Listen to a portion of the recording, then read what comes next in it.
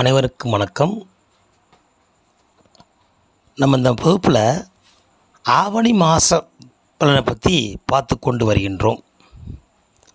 இன்றைக்கி பார்க்க போகிற ராசி உங்கள் ராசி. என்ன ராசி? கன்னி ராசி. கன்னி ராசி அன்பர்கள்லாம் பார்த்துக்கிட்டு இருக்கீங்க.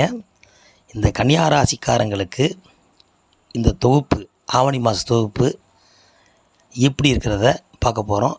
ஆனால் கண்டிப்பாக பாருங்கள், சுவாரஸ்யமாக இருக்கும். உண்மைக்கு புறம்பாக இருக்காது. கண்டிப்பாக இந்த ஆவணி மாதம் அதிர்ஷ்டமான மாதமாக தான் இருக்க போகுது. உள்ளே பார்ப்போம்.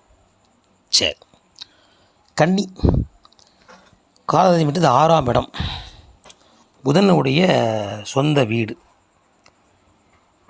பொதுவாகவே கன்னிராசிக்காரங்களை பொறுத்த வரைக்கும் இந்த நட்சத்திரத்தில் உத்திரம், அஸ்தம், சித்திரை இந்த 3 நட்சத்திரம் இதில் இருக்கும். அப்போ இந்த 3 நட்சத்திர அதிபதி சூரியன், சந்திரன், செவ்வாய். சந்திரன் முழு 4 நட்சத்திரம் இருப்பார், அது தேவகணம். உத்திரம் மனுஷகணம், சித்திரை ராட்சசகணம். இந்த 3 குணமும் உங்களுக்கும் இருக்கும்.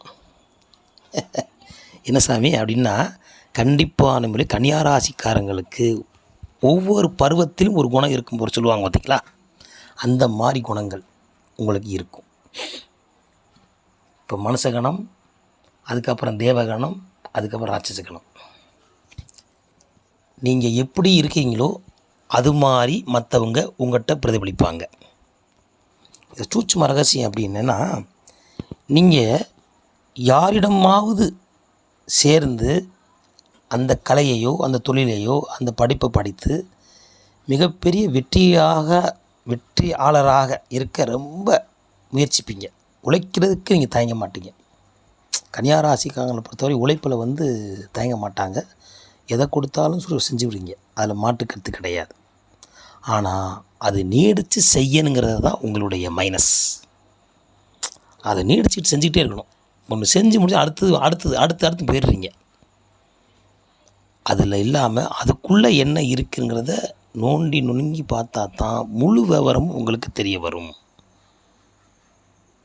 அப்போ இந்த ஆவணி மாதத்தில் உங்கள் ராசியோட கதாநாயகன் புதன் பகவான். அவர் வீட்டுக்குள்ளே யார் இருக்கான்னா கேதுங்கிற இருக்கிறார்.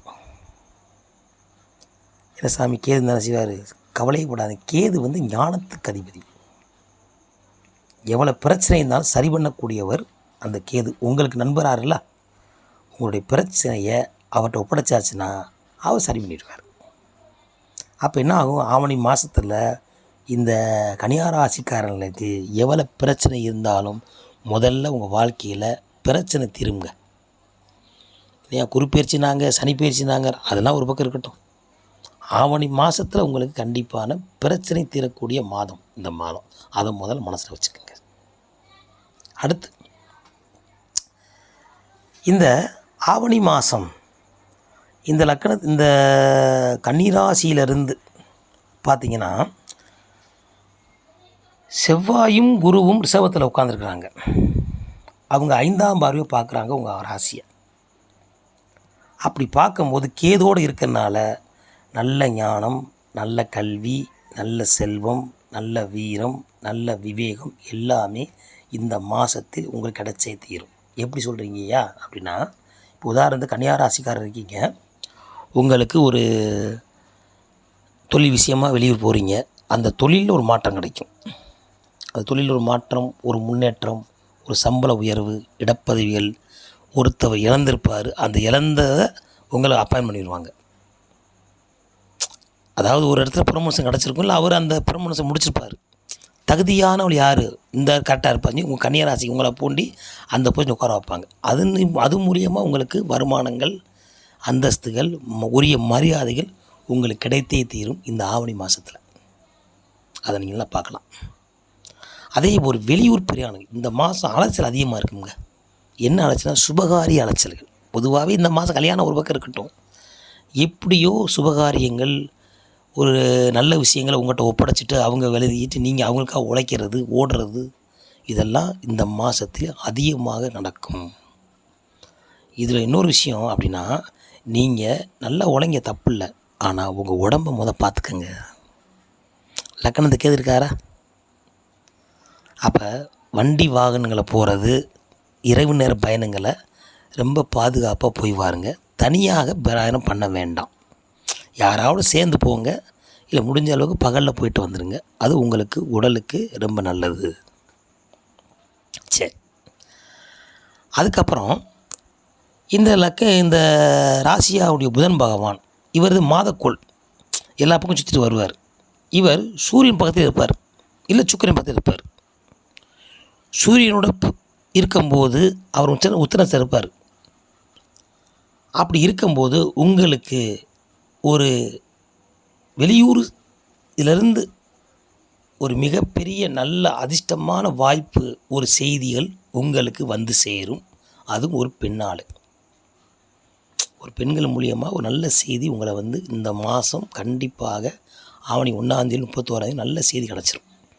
அந்த செய்தியினால் உங்களுக்கு வெளியூர் போக வேண்டிய காலம் வரலாம். அந்த காலத்துக்கு பிறகு மிகப்பெரிய மாற்றமும் ஏற்றமும் உங்கள் வாழ்க்கையில் இந்த மாதம் வசந்த மாதமாக அமையும்.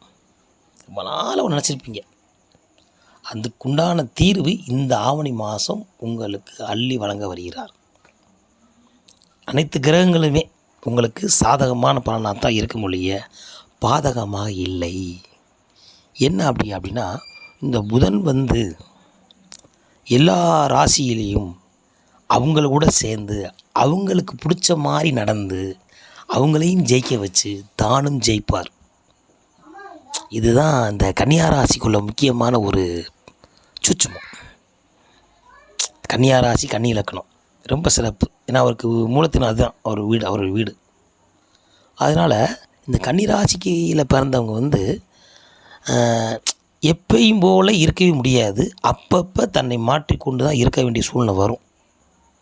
ஒன்று போல் இருக்குமா? எதுவுமே இருக்காது. உடலுக்கு தகுந்த மாதிரி உணவுகள் மாற்றங்கள், அதே மாதிரி இடத்துக்கு தகுந்த மாதிரி. இப்போது இந்த வெயில் காலங்களில் நம்ம எப்படி இருக்கோம், உணவு முறையை மாற்றுறோம். மழைக்காலம் உணவு மாற்றுறோம். அப்போ நம்ம சீதோஷந்தமாக உடல் மாறுது, நம்ம உணவு மாற்றுறோம். அது மாதிரி உங்களுடைய வாழ்க்கை எல்லா மாற்றமும் ஏற்றமும் இருக்கத்தான் செய்யும். ஒரு காலத்தில் ஓஹோ வாழ்ந்திருப்பாங்க, அதே அவங்க ரொம்ப சிரமப்படுவாங்க. ஒரு காலத்தில் ரொம்ப சிரமப்படுவாங்க, இப்போ ஓஹோன்னு வாழ்வாங்க. எல்லாமே இன்னும் வந்து. ஆனால் உங்களுடைய நிதானத்தினால், உங்களுடைய மனசால் யாருக்கும் துரோகம் பண்ண மாட்டேங்க. அது உங்களுக்கே தெரியும். உங்கள் அவசர புத்தினால் சில சிக்கலில் மாட்டிக்கிறீங்க. அதுதான் உங்களுடைய மைனஸ். அவசரம் மட்டும் படாதீங்க. ஆத்திரப்பட்டவனுக்கு என்ன சொல்லுவாங்க, அது உங்களுக்கு சொல்ல வேண்டியதில்லை, உங்களுக்கு தெரியும். ஆத்திரக்கான புத்தி மட்டும் சொல்லுவாங்க. அதனால் ஆத்திரம் இல்லாமல் அமைதியை கடைப்பிடியுங்கள். யார்கிட்டையும் படபடம் பேசி விடாதீர்கள். அதுவே உங்களுக்கு பெரிய சாபமாக இருக்கும். முடிந்த அளவுக்கு அமைதியாக இருந்து பழகுங்கள். ஏன் அப்படின்னா, கன்னியா ராசியில் கேது உட்கார்ந்த இருக்கிற 1.5 வருஷம் இருக்க போகிறார். 6 மாதம் ஓடிடுச்சு. எந்த அளவுக்கு அமைதியாக இருக்கீங்களோ வெற்றி கனியை பறித்து விடுவீர்கள் அதிசீக்கிரத்தில். உங்களுடைய மிகப்பெரிய சொத்து அமைதி, மிகப்பெரிய பலம் அமைதி. எவ்வளோ பெரிய ஆளாக இருந்தாலும் அமைதியாக இருந்தே நீங்கள் ஜெயிச்சிடலாம். நீங்கள் சண்டை ஓட்டு தோக்குறதும் 2வது விஷயம், ஜெயிக்கிறதுக்கு வழி சொல்லிட்டேன். அது உடன் பிறந்தவங்களோ, சொந்தங்களோ, பந்தங்களோ, தொழில் பண்ண எல்லா இடத்துலையும் முடிஞ்ச அளவுக்கு அமைதியை கடைப்பிடித்து வாருங்கள். உங்களுக்கு வாழ்க்கை அதிர்ஷ்டமாகவே இருக்கும் இல்லை, ஐயமே இல்லை. ஏன் சொல்கிறோம் அப்படின்னா, இந்த கன்னியா ராசிக்கார உபயராசிக்காரில் பிறந்தனால உங்களால் இன்பத்தை அனுபவிச்சுக்க முடியாது, அதே மாதிரி துன்பத்தை அனுபவிக்க முடியாது. அப்போ வாயினால் வளர்ந்தவங்க இருக்காங்க, வாயினால் கெட்டவங்க இருக்காங்க.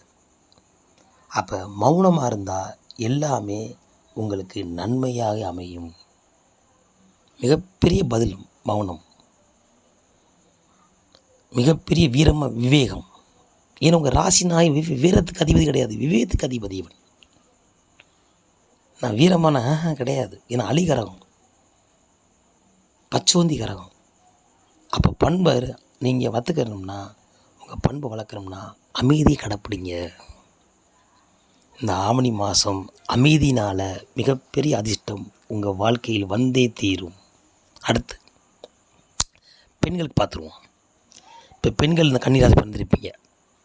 பெண்கள்னாலே என்ன செய்வாங்க, பெண்கள்னால இவங்களால் ஐயா எதுனாலும் சொல்லியா என்ன பேசாமல் இருக்க முடியாதுயா, பேசினா தாயா நான் அப்படின்னு சொல்லுவீங்க. சாப்பிடாம சொல்லுங்கள், சாப்பிடாமல் இருப்பேன், பேசாமல் இருக்க முடியாது அப்படிம்பாங்க. ஏன்னா சலப்புலன்னு பேசக்கூடியவங்க இந்த கன்னிராசியில் இப்போ அந்த பெண்கள் எல்லாருமே நம்ம சொல்கிறத கேட்கணுங்கிற எதிர்பார்க்கக்கூடியவங்க இருக்கத்தான் செய்யும். ஏன்னா உழைக்கிறதுக்கு தகுதியாக இருப்பீங்க. ஒரு இடத்துக்கு போனால் சும்மா இருக்க மாட்டீங்க. ஒரு சொந்தக்காரர்கிட்ட நான் பார்க்குறேன்னு சொல்லி நீங்கள் முன்னால் போய் அள்ளி கிள்ளி பார்த்தது வளர்க்குறது என்ன, சாப்பாடு பொங்குறது என்ன, வீடை கூட்டுறது என்ன, அதை பெருமையாக செய்வீங்க. அங்கிட்டு போய் சும்மா அவங்களுடைய இலக்கை ஏழக பேசிடுவாங்க. அப்போ என்ன செய்யணும், உங்கள் வேகத்தை குறைங்க, விவேகத்தை பாருங்கள். ஏன்னா அவங்க உட்காந்துட்டு உங்கள் வேலையை விட்டு அவங்க 2 வார்த்தை மாதிரி சொல்லியிருக்கா, எல்லாம் இழுத்து போட்டு வளர்த்து அம்மா அப்பா நைட்டு படுத்து கை கால் வலிக்குது மொண்டு பண்ணி உட்காந்துருப்பீங்க. அந்த நேரம் யாரும் உங்களை பார்க்க வர மாட்டாங்க. அப்போ உங்கள் உடம்புல பாதுகாக்கணும்னா ரொம்ப வேகம் உங்களுக்கு உடம்புக்கு வேண்டாம். நல்லா தெரிஞ்சுக்குங்க கன்னிராசிக்காரங்க, உங்களை பாதுகாத்துக்குங்க. உங்கள் உடலே உங்கள் வரப்பிரசாதம். நீங்கள் முக்கியம், உங்கள் குடும்பம் முக்கியம், உங்கள் குழந்தை முக்கியம். அதுக்கப்புறம் மற்றவங்கள பார்ப்பீங்க. எல்லாம் செஞ்சு செருப்படி வாங்கினா போதும். என்னத்துக்கு செய்யணும், தன்னை பார்த்துக்குருவோம் அப்படிங்கிறங்க. மிகப்பெரிய அமைதியையும் அன்பையும் பண்பையும் வளர்த்து கொள்ளுங்கள் பெண்கள். ஏன்னா கன்னிராசியில் கேது உட்கார்ந்துருக்கிறார். அதே மாதிரி குருவர்களும் செவ்வாயும், ஒரு செவ்வாய் பகையாக இருந்தால் குருவோடு இருக்கார். இப்போ சொல்லுவாங்களே, பகை கொடுனாலும் உங்களுக்கு அதனால் எதிர்த்து தெரிவித்தா நீங்கள் ஜெயிப்பீங்க. அது ஒரு தனி ட்ரக்கு. உங்களை யாராவது சண்டை ஓட்டினா அவங்கள ஜெயிச்சு காமிச்சிருவீங்க. எதிர்த்து எதுக்காம ஜெயிப்போம் அப்படின்னு நம்மளுடைய கருத்து. உன்கிட்ட சண்டையோட ஜெயிச்சு காமிப்போம்யா. அது பெண்களுக்கு இந்த மாதிரி இந்த கேது இருக்கிறனால வாய்வு சம்பந்தப்பட்ட பிரச்சனைகள், வாய்வு, உடல் அலர்ஜி, கண் சம்பந்தப்பட்ட பிரச்சனை, முக்கியமாக பல், தோல், மூட்டு வலிகள்லாம் இதெல்லாம் பெண்களுக்கு இருக்கும். அப்போ என்ன செய்யணும், கேதுக்கு எது பிடிக்கும் அப்படின்னா உளுந்து, அண்டு, கொள்ளு, காணப்பயிர் ரசம் வைக்கிறது, காணப்பயிர் தோலை சாப்பிட்றது, உளுந்தங்களி சாப்பிட்றது, ஏன்னா கேதுவும் ராகும் நேரம் சந்திக்கிறாங்க. 6 மீனத்தில் உட்காந்து ஒரு ராகு உட்காந்து 2 சந்திப்பு. அப்படி பார்வை இருக்கிறனால இந்த உளுந்தையும் இந்த காணப்பயிரையும் பெண்கள் அதிகமாக உணவில் சேர்த்துக்கொள்றதுனால உடலுடைய உபாதைகள் நீங்கும், உங்களுடைய உடல் பலம் பெறும். இது பெண்களுக்கு. சரி, மாணவியர்கள் படிக்கிறவங்களுக்கு ஞாபக சக்தி ரொம்ப கம்மியாக இருக்குது சாமி, சொல்ல படிக்கணும்னா பரீட்சை எழுதும்போது மறந்து விடுறான் என் மகன் அப்படிம்பாங்க. அப்போ என்ன செய்யணும்னா, மாணவர்களாக நல்லா டெய்லி 5 உக்கியாக குறைஞ்ச உக்கி போட்டு, ஏன்னா உக்கி போட ஞாபக சக்தி கொடுங்குறாங்க. ஞானக்காரகன் கேது உங்கள் வீட்டில் இருக்கார், புதன் வீட்டில். அப்போ விநாயகர் வழிபாடு பண்ணுறது, பெரியவங்ககிட்ட ஆசீர்வாதம் வாங்கிக்கிறது, வெள்ளனை எந்திக்கிறது, சுறுசுறுப்பாக இருக்கிறது, இது பூராமே மிகப்பெரிய சொத்து மாணவர்களுக்கு. அப்போ பழமொழி சொல்லுவாங்க, 3 மணிக்கு எந்திரிக்கவே முனிவனாக இருப்பாங்களாம், 4 மணிக்கு எந்திரிக்கவே ஞானியாக இருப்பாங்களாம், 5 மணிக்கு எந்திரிக்கவே யோகமாக இருப்பாங்களாம். அப்போ 5 மணிக்காக குழந்தை எந்திரிச்சு படித்து வாங்க, நல்ல ஞானத்தை அந்த அள்ளி வழங்குவார் கேது பகவான். அதே மாதிரி இரவு நேரங்களில் குழந்தைகள்லாம் ரொம்ப நொறுக்கு தெரியாமல் சாப்பிடாதீங்க. நல்ல லேசான பொருளை சாப்பிட்டு 1/2 மணி நேரம் 1 மணி நேரம் நல்லா படிச்சுட்டு அதுக்கப்புறம் படுங்க, நல்ல தூக்கம் வரும், உடல் அலுப்பு இல்லாமல் இருக்கும், காலைல வெள்ளை நந்திக்க. அப்படி மாணவர்கள் உங்களுடைய குலதெய்வ வழிபாடு பண்ணுவதும், விநாயகர் வழிபாடு பண்ணுறது, வீட்டில் பெரியவங்க ஆசீர்வாதம் பண்ணுறது, சூரிய நமஸ்காரம் பண்ணுறது, தினமும் உக்கி போடுறது, உங்கள் வாழ்க்கையில் மிகப்பெரிய மாற்றமும் ஏற்றமும் ஞானமும் கிடைக்கும்.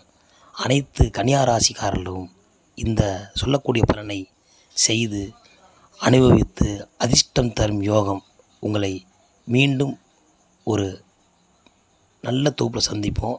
கன்னிராசிக்காரர்களுக்கு ஆவணி மாதம் அற்புதமான மாதம்.